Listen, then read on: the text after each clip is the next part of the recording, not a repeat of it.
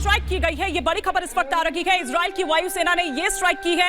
इस स्ट्राइक में हिजबुल्लाह के कई आतंकी ढेर कर दिए गए हैं। ये बड़ी खबर इस वक्त आ रही है कि किस तरह से वायुसेना द्वारा ये स्ट्राइक की गई है। रॉबिन सर, आप अपनी बात कंप्लीट कर लीजिए, फिर एक बार मैं जनरल संजय सोई का यहां पर रुख करूंगी। हिजबुल्लाह के इन ताकत को लेकर और कितना ताकतवर वो है, कितना असर पड़ेगा। दो क्विक पॉइंट।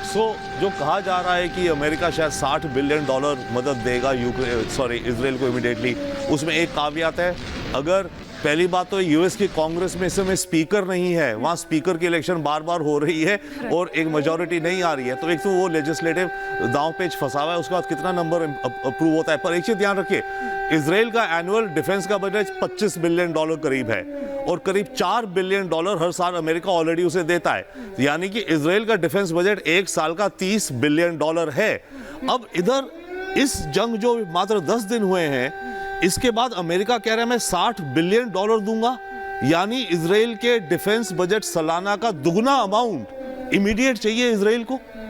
कितने वेपन्स चाहिए, ये एक बहुत ही मेरे ख्याल से विचार करने वाली बात है। बिल्कुल, लेकिन अभी एक बड़ी खबर यहाँ पर हिजबुल्लाह को लेकर आई थी, उसके आतंकी ठिकानों को लेकर आई थी, उसके आतंकियों को लेकर आई थी कि किस तरह से ढेर किया गया। मैं जरा आपसे यहाँ पर समझना चाह रही हूँ कि क्योंकि शुरुआत से ही, युद्ध की शुरुआत से ही हमास का इजराइल पर भीषण हमला, एक और बड़ी खबर देखिए इस वक्त आ रही है।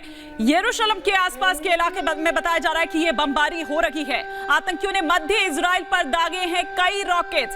ये बड़ी खबर इस वक्त जो आ रही है, किस तरह से हमास का इजराइल पर एक और ये भीषण हमला। लेकिन बात मैं वापस लौटूंगी वहीं पर कि क्या आपको लग रहा है, क्योंकि युद्ध के शुरू से ही हम देख रहे हैं कि हिजबुल्लाह नाम का ये जो संगठन है, इसकी शुरुआत से ही चर्चा हो रही है युद्ध में। कितना ताकतवर ये, कितना इसका असर पड़ेगा, क्या आप देखते हैं? नहीं, देखिए ऐसा है कि अभी हमास जो कि एक छोटा ऑर्गेनाइजेशन है और इतना स्टेबल नहीं था, उसका इतना इफेक्ट पड़ रखा है और अभी तक वो जंग जारी है। जबकि हिजबुल्लाह जो है आज की तारीख में देखा जाए तो ये बात तकरीबन 50,000 के लगभग लड़ाके हैं, 1.5 लाख के लगभग रॉकेट्स हैं और मिसाइल्स तकरीबन 300 के लगभग मिसाइल्स हैं। इसके अलावा एंटी टैंक मिसाइल्स हैं, एंटी एयरक्राफ्ट मिसाइल्स हैं, आर्टिलरी है, मोटर है।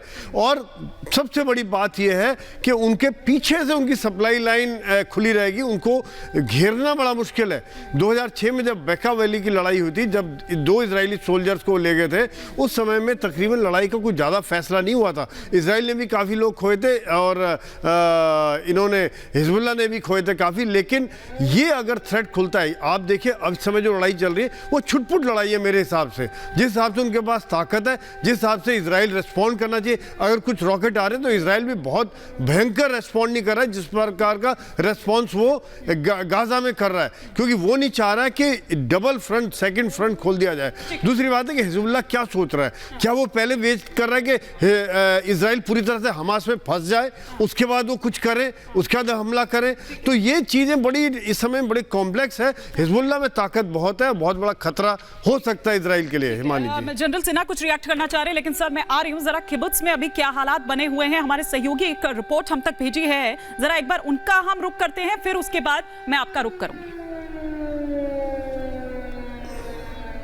हमास के आतंकियों को इन्हीं मरकावा टैंक से इजराइल की सेना जवाब दे रही है। खासतौर पर बने ये मरकावा टैंक्स इतने ज्यादा सक्षम है कि चंद मिनटों में ही दुश्मन को पूरी तरह से निस्तनाबूद कर सकते हैं। और हम इस वक्त एक फॉरवर्ड बेस पर मौजूद हैं, जहां आप देखिए कि मरकावा टैंक्स पूरी तरह से यहां तैयार है सरहदी इलाकों पे दुश्मन को मुंह तोड़ जवाब देने के लिए। और एक संदेश साफ इजराइल की तरफ से दिया गया है कि हमास के आतंकियों की तरफ से चाहे जितनी भी कोशिश की जाए, उन्हें विफल किया जाएगा और उन्हें घर पर घुसकर मारा जाएगा। क्योंकि साफ एक बात जो अमेरिकी राष्ट्रपति की तरफ से कही गई कि वो इजराइल की इस जंग में उनके साथ हैं। और अब लगातार आप देखिए किस तरह से तोप जो है वो उस हमास के निशाना बना रही है उन आतंकियों को जिन्होंने 7 अक्टूबर को दर्दनाक आतंकी हमले को अंजाम दिया था।